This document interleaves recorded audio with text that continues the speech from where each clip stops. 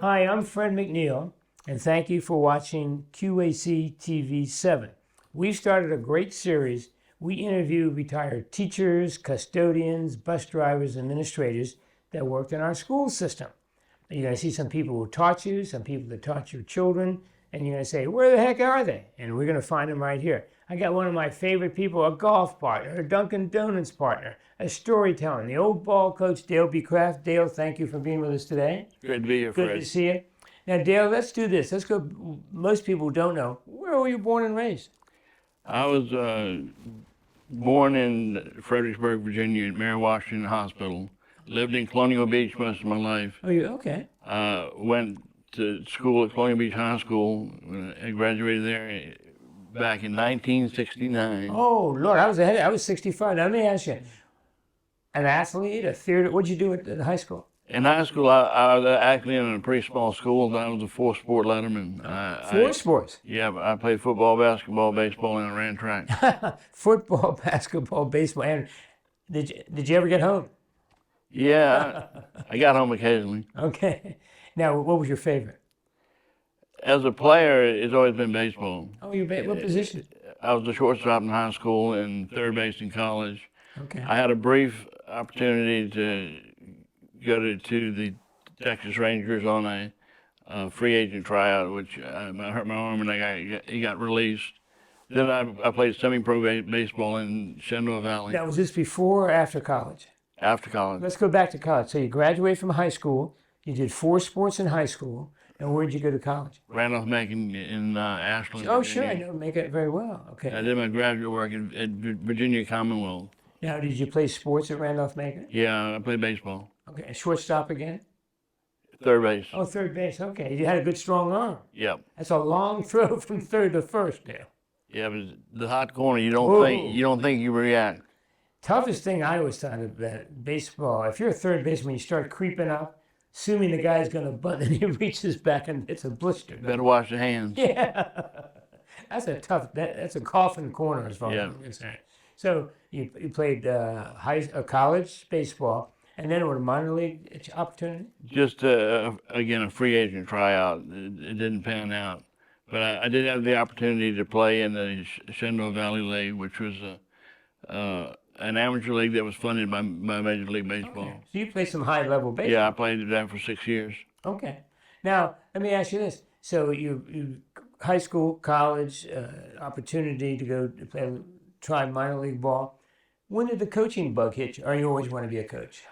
When I was in high school, the people that were most influential in my life were coaches. Oh, yeah. Give me some names. Go ahead. And it got into my blood then. That's what I wanted to do when I got out. Good.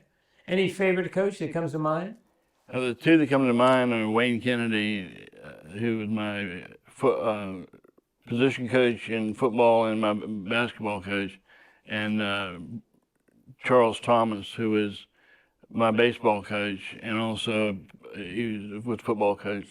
Now, great motivators, great fundamental teachers. What stood out? They really took an interest in you. Okay. And that made you feel like they had your best interest in mind. You were important. Yeah. You were drawn to them. Okay. Now, these are 2 high school coaches. Yeah. How about your college coach? I had the opportunity to play for Coach Hugh Stevens, who had been at Randolph-Macon forever. He was one of the winningest D3 coaches in the nation. And in 30-some years, he only had 1 losing season. He was good. I used to say he knew more baseball or had forgotten more baseball than most people did.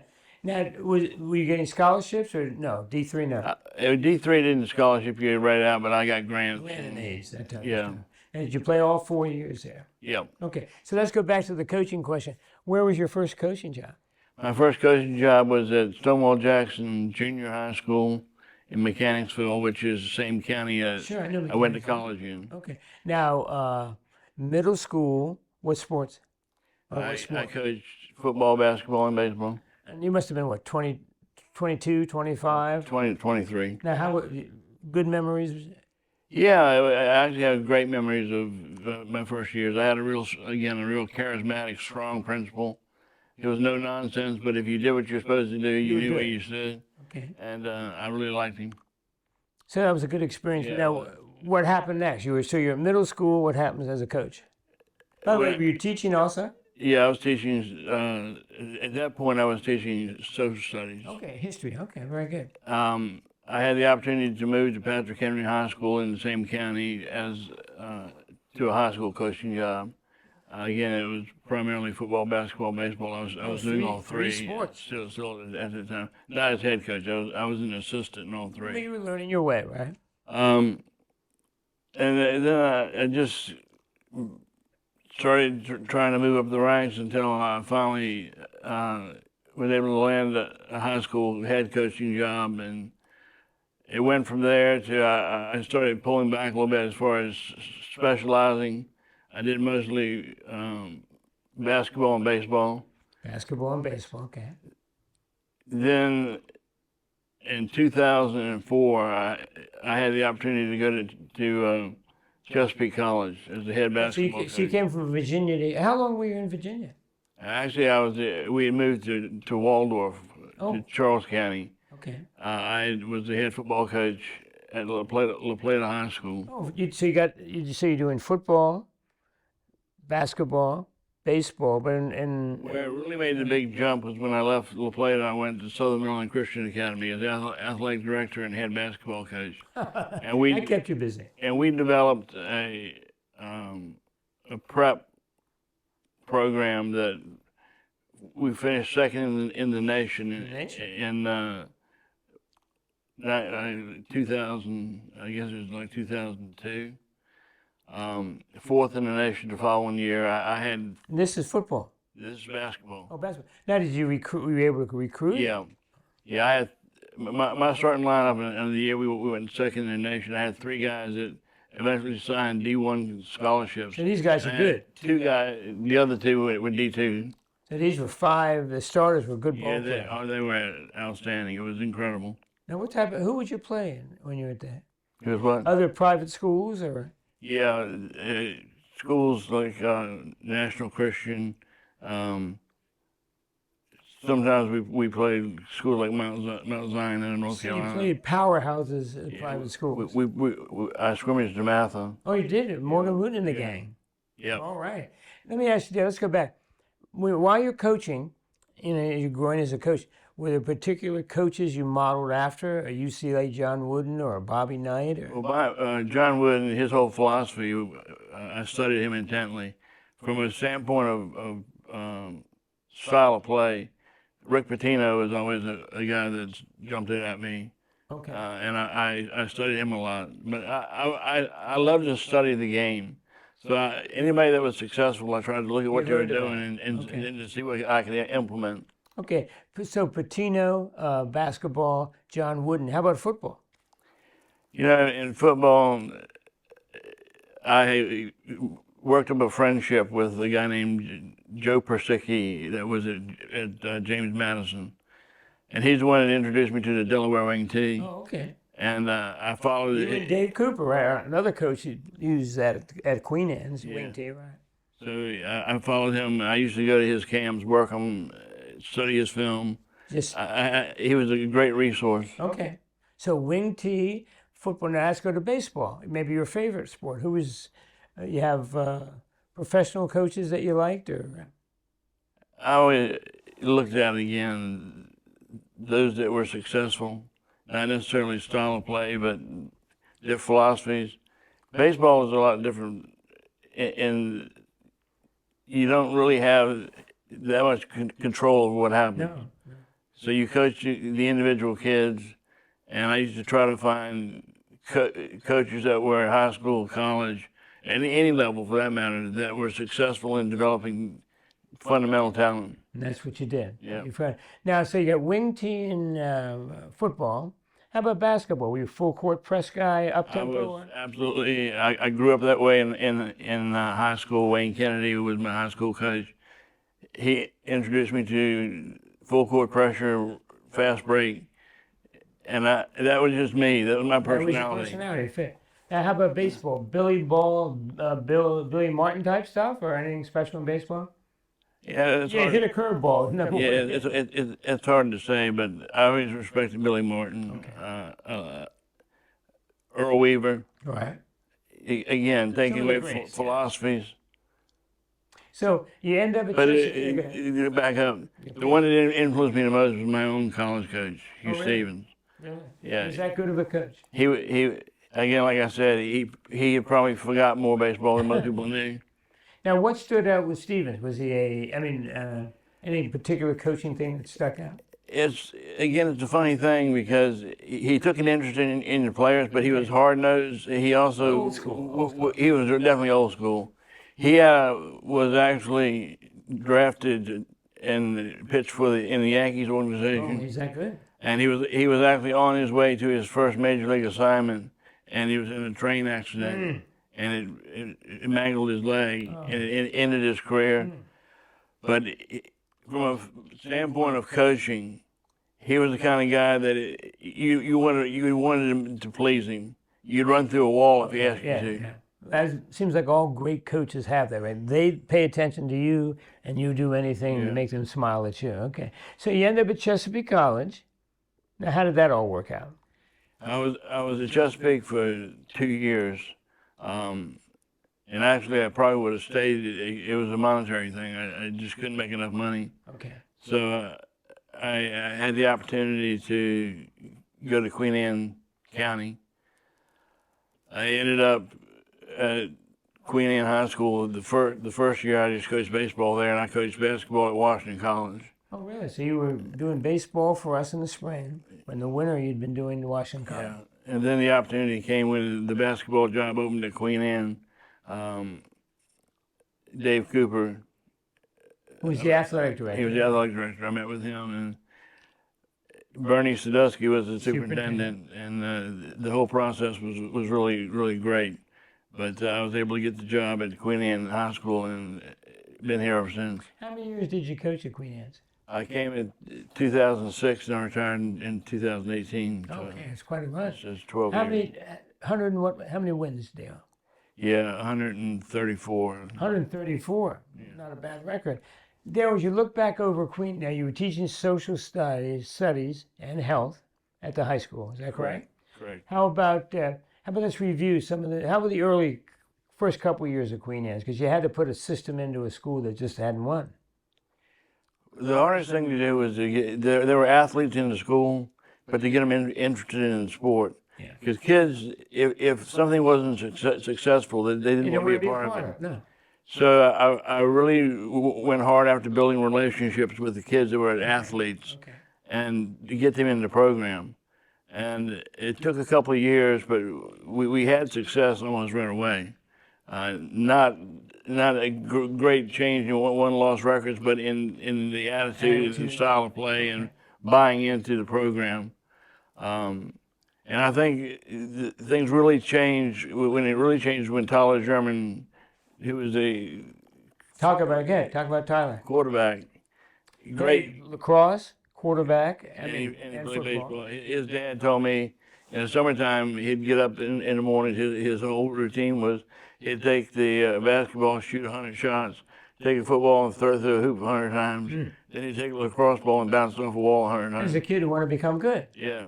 Now, you think he was the player that kind of changed the attitude? He broke the wall to allow other athletes to follow in because he was a leader.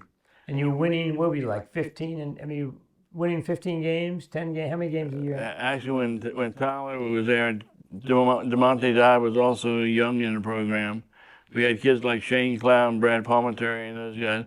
We ended up winning 20. Oh, so you're doing super. Yeah. Anytime you win 20 games, that's a great year. Yeah, we won 20 back-to-back years. Okay. Now, how about, so you had the Gunther, and then you had DeMonte came after.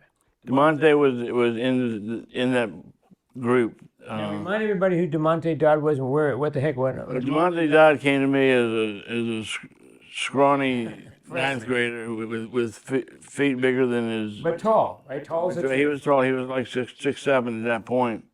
But he really wasn't. And DeMonte and I have talked about this. He really wasn't committed to working hard. He wasn't sure what he wasn't in love with the game. No. But somewhere in his junior year, he fell in love with it and saw what he could do. And he changed his whole style of working in the weight room, practice prep, and he really became a dominant player. I remember we were scrimmaging in Y High his senior year, and we had a fast break.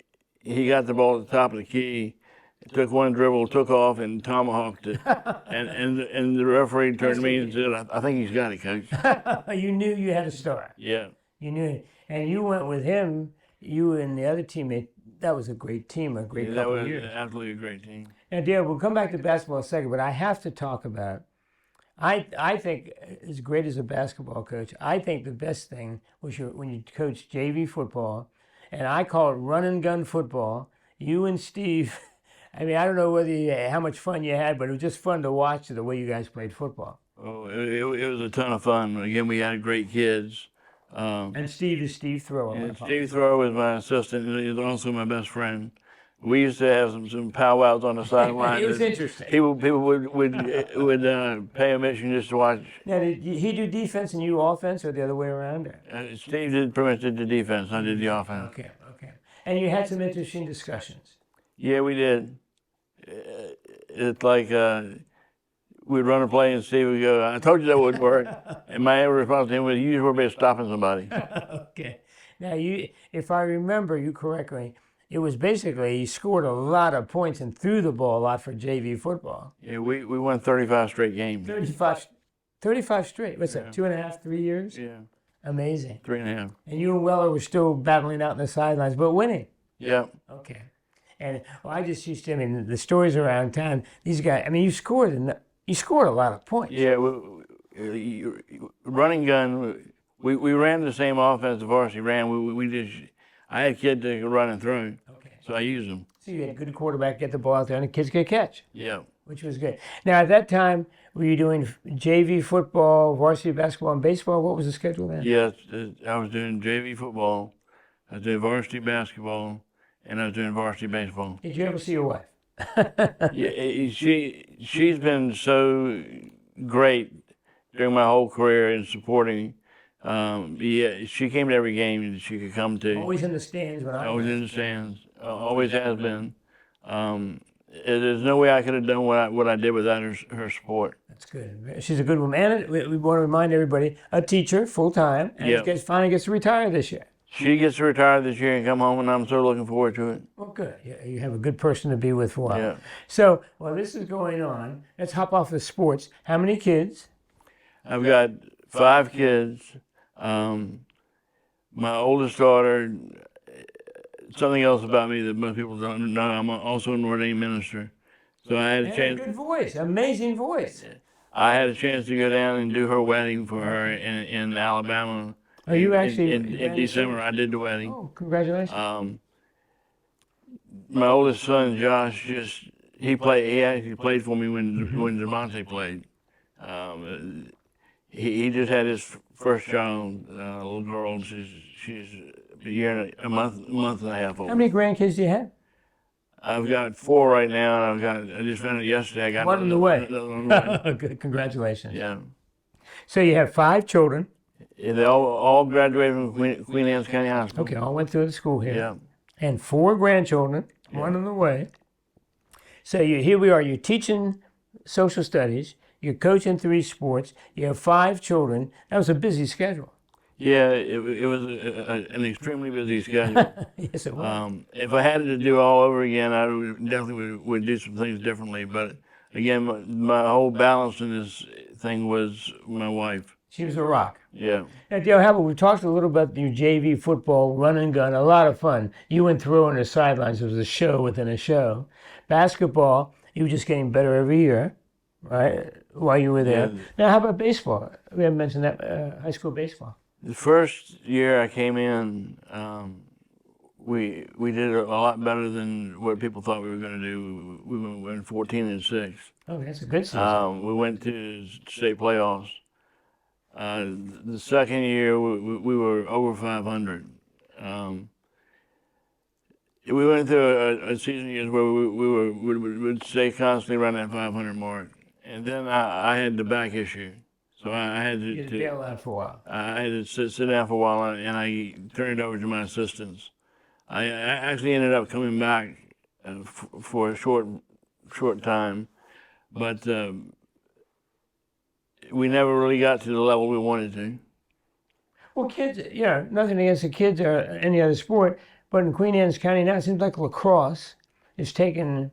I mean, I always say lacrosse players are just kids that can't hit a curveball, and everybody gets mad at me. But lacrosse is siphoning so many of our softball and baseball, and it's a great sport, but it just seems to be the in sport now. Well, baseball has done a great thing at the major league level with the pitch clocks and the new rules, speed up the game. The thing about lacrosse is, and I love watching lacrosse, it's nonstop action. It's constant back and forth. And kids want to be in nonstop action. Baseball is a little slower sport, but there's nothing like baseball. I can't describe it.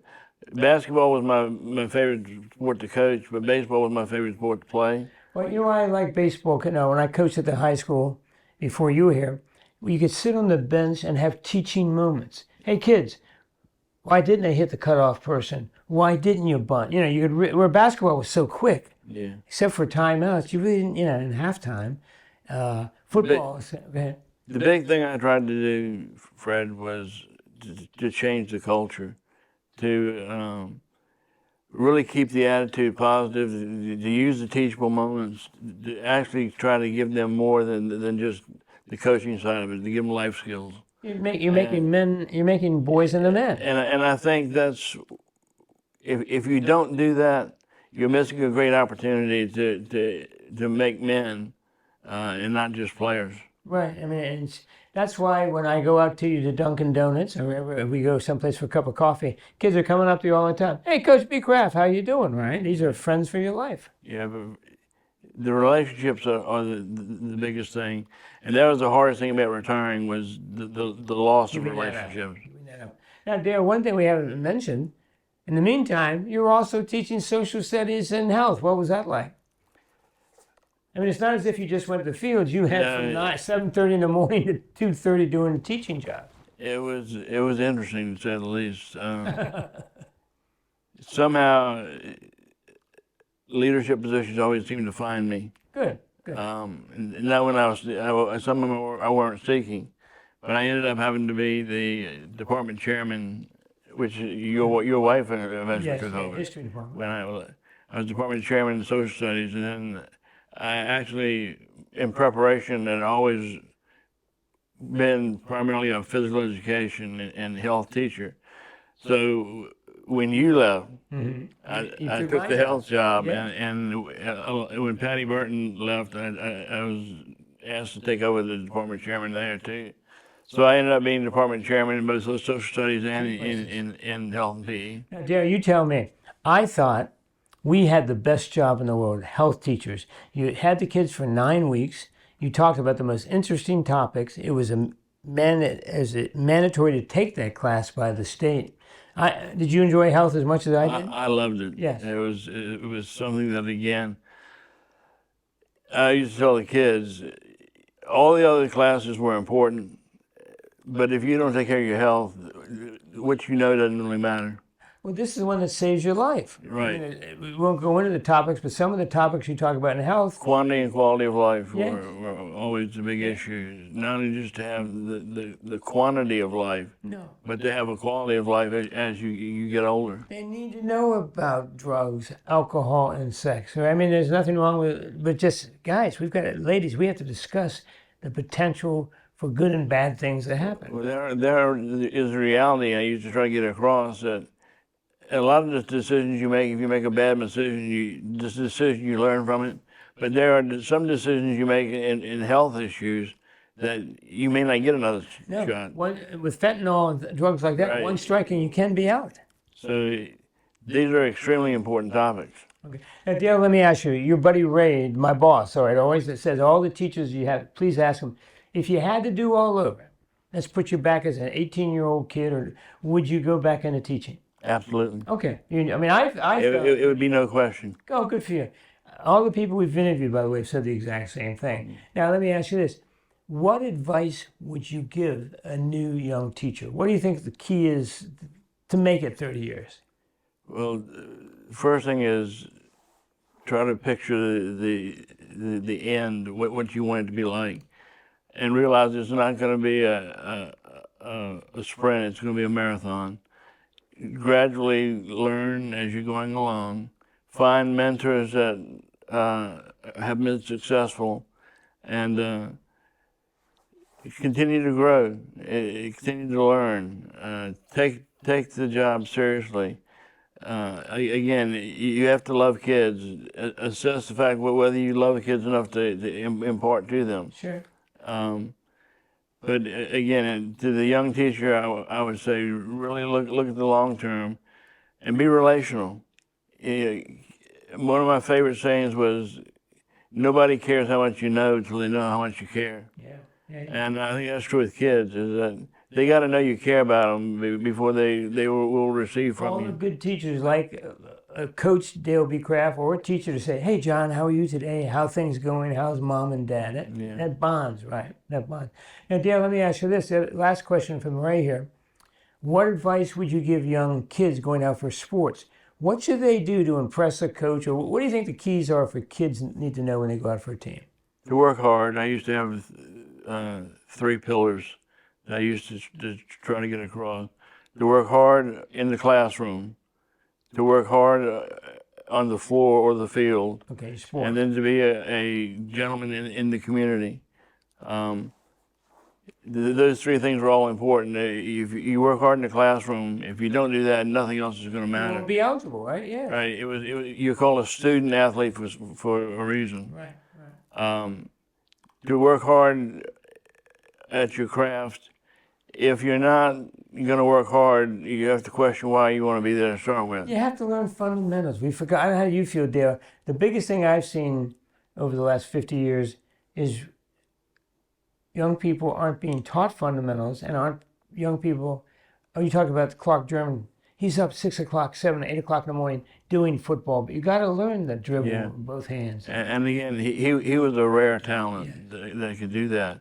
But at the same time, I used to again have a rule that when you stepped across the line onto the playing floor or the field, it's all business. Yeah. When you step back off, it's time to have fun and enjoy each other. I always used to say to the kids, for the 2 hours of practice, forget the girlfriend, forget the physics class, forget all the problems you might have. Concentrate on the proper form and the proper fundamentals. And realize, as a coach, kids are going to have their issues, they have problems. It's part of your job to help them navigate through it. But the expectation is that when they show up to practice, they're going to be totally focused. Yes. Again, they're going to have a good time, but it's focusing on the game itself and what your role is in the game and how do you become better. Then when you're in the community, represent yourself well. Sure. Represent the school You have well. Queen Anne's all over your chest. Right. Don't act like a People fool. know who you are. Yes. Now, Dale, last thing, and almost time. Is this not the quickest 30 minutes of your life? It's a breeze. Oh, I know, you're perfect. What do you think? This is old coach talk. What do you think about everyone specializing? I have a grandchild, great kid, a great basketball player, but they play basketball 365. I'm old school. I mean, I'm right, but I'm school. I'd like to see you in the fall, either football, cross country, soccer, or something. Winter, play basketball, and spring, play baseball. No, there's a lot of specialization going on at such a young age now. What do you think? Again, not just my opinion, but talking to a lot of college coaches, it's pretty much in agreement. They love to see kids play more than one sport. Yes, yeah. To develop skills that you can't necessarily develop by specializing. The other thing is, you're seeing a lot of injuries today that are overuse injuries, where the same muscles are used time and time again. By changing sports, you work on different muscle groups. You give certain things a rest. The biggest one that comes to my mind is like pitchers in baseball. That's why all these When they're throwing all year long, they never give their arms We a didn't rest. have this in the 50s. And so you see Tommy John surgery on everybody. And just accept it. Hey, he's gone for this year. Maybe he'll make it Yeah. next year. Well, Dale, look at first of all, thank you very much. You're certainly welcome. And I hope you're enjoying retirement. And if you don't mind me, I always call you the old ball coach, okay? You certainly can. Thank you. And Dale, hopefully your O's will keep winning. Yep, the O's are fun to watch They're now. back. They're back. I struggled with them a few years back, but we came through. But you were loyal. Yeah. Dale, thank you. My name's Fred McNeil.